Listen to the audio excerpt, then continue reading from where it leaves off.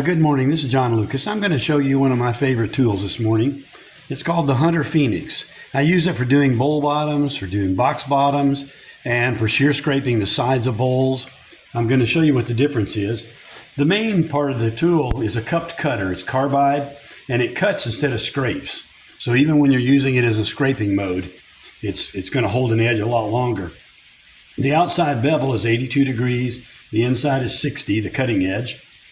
So it leaves a very clean cut. And what that allows me to do, if you look at with a 55-degree edge, once I get right about here, I'm losing the bevel. And so I end up scraping across that area right there, which doesn't leave a good cut and of course leaves you out of control.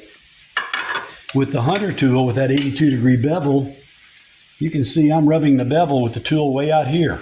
So I've got plenty of room to get inside even the deepest box and rub the bevel. The bottom of that cut, because I rubbed the bevel from about here to here, let's zoom in, from about here to here, looks like 600 grit. It takes very little cleanup. To do shear scraping on this, what you do is you face the cutter toward the bowl, and now it becomes a negative rake scraper because of that cup on the carbide. So I pull it out like this.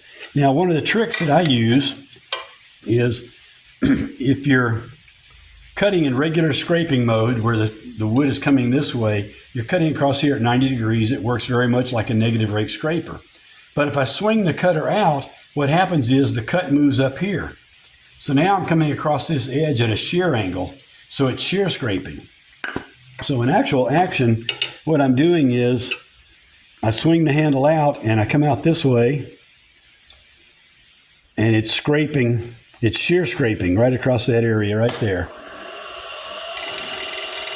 And I can't see what I'm doing because my head's in the way of the camera. But that leaves a very, very clean cut.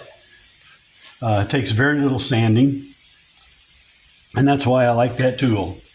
Never use that tool flat like that. It's always used in a bevel rubbing mode at an angle, kind of like a ring tool or a hook tool. Or you can use it as shear scraping. Shear scraping, again, you put the cutter toward the bowl. So I find it a very, very useful tool, and I hope you get some good use out of it.